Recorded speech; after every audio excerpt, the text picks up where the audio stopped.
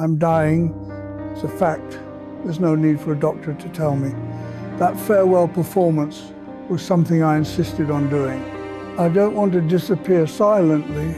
I have to say goodbye in person.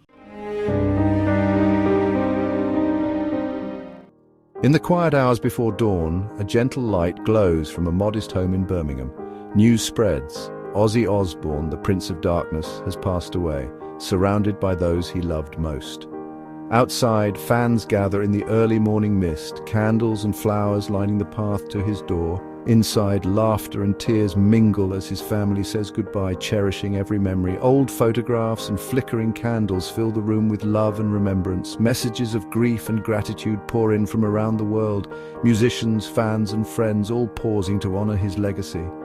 Birmingham mourns its son, united in sorrow and pride for the legend who changed music forever. But before the world knew him as a rock god, before the chaos and the fame, Ozzy Osbourne was just a boy from Aston. To understand the man we lost, we must return to where it all began, his humble beginnings in the shadows of Birmingham's working-class streets. John Michael Osbourne was born on December 3, 1948, in Aston, Birmingham, a gritty working-class neighborhood. His family of 8 squeezed into a tiny 2-bedroom house, scraping by on his parents' factory wages. School was a struggle for Ozzy, undiagnosed dyslexia, making him the class clown rather than the star pupil. He left school at 15, bouncing between dead-end jobs, construction, plumbing, even a slaughterhouse. But music was his escape. The Beatles' She Loves You lit a fire in him. Ozzy dreamed of being a rock star, a wild ambition for a boy from Aston. Before music, though, came trouble. Desperate for cash, he tried burglary, got caught, and spent 6 weeks in prison. There he tattooed OZZY on his knuckles, a mark of a turning point.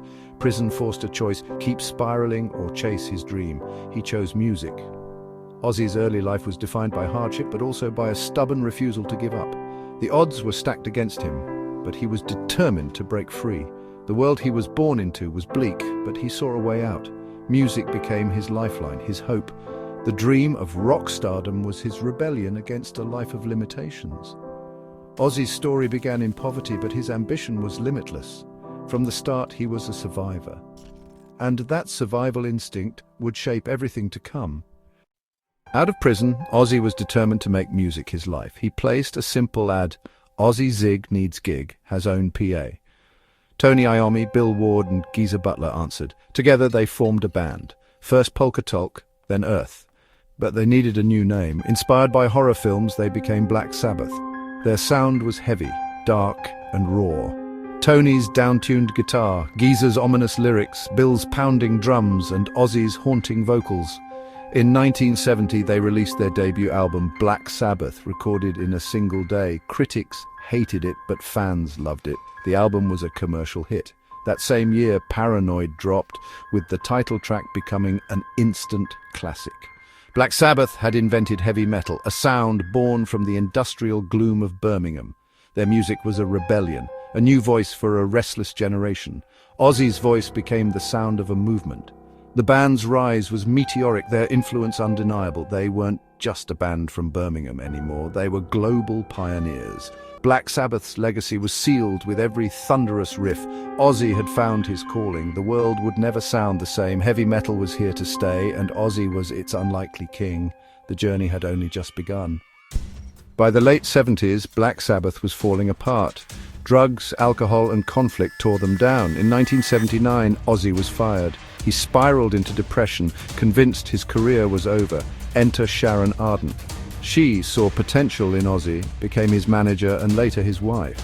Sharon pushed him to go solo, assembling a new band with guitar prodigy Randy Rhoads. In 1980, Blizzard of Oz was released, featuring Crazy Train and Mr. Crowley. The album was a smash, proving Ozzy was more than just Sabbath's frontman. Tragedy struck in 1982 when Rhoads died in a plane crash, but Ozzy pressed on. With Sharon's support, he released hit albums and founded Ozzfest, championing new metal acts. Ozzy's solo career was wild, unpredictable, and hugely successful. He became a legend in his own right. The Prince of Darkness was back, louder than ever. Ozzy's second act had begun. Ozzy's journey from poverty to wealth is a true rock fairy tale. By 2025, he and Sharon's net worth soared to $220 million thanks to music touring merchandise and the hit reality show The Osbournes. Their lavish homes from Beverly Hills to Buckinghamshire symbolize their rise. The Osbournes' real estate empire reflects a life lived on both sides of the Atlantic. Sharon's business savvy turned Ozzy into a global brand. Their fortune is built on more than music, it's a business empire. Private jets, designer clothes and luxury cars are now the norm. Their wealth is a stark contrast to Ozzy's humble beginnings. The Prince of Darkness is now a lord of the manor, and his legacy is secure for generations. Ozzy's personal life was as chaotic as his music. His first marriage to Thelma Riley crumbled under the weight of fame and addiction. In the aftermath, Sharon Osbourne became his anchor, manager, partner and savior. They married in 1982, forging a partnership that would weather every storm. Their marriage was turbulent but unbreakable, surviving addiction, health scares and public drama. Together they raised 3 children, Amy, Kelly and Jack. The Osbournes' reality show revealed their wild, loving family to the world. Sharon's strength and Ozzy's vulnerability made them icons. Their love story is one of rock's most enduring. Through chaos and fame, their bond only grew stronger. Ozzy Osbourne didn't just join a band, he helped invent heavy metal. Black Sabbath's dark, heavy sound changed music forever. Ozzy's voice became the anthem for outsiders and rebels. As a solo artist, he reinvented himself, keeping metal alive for new generations. His stage persona, the Prince of Darkness, was both terrifying and magnetic. Ozzy's influence extends beyond music. He's a pop culture icon thanks in part to the Osbournes. He's appeared in movies, commercials and video games, reaching audiences far beyond rock fans. Ozzy's story is one of resilience, battling addiction, tragedy and health issues, yet always returning stronger. He's the godfather of metal, a living legend. His journey from Aston to global stardom inspires millions. Ozzy's legacy is built on survival, reinvention and the power of a dream. He gave a voice to the misfits and he's still rocking, decades on. Behind the Prince of Darkness is John Osbourne, a man of contradictions. Insecurity and stage fright haunted him even as he commanded arenas.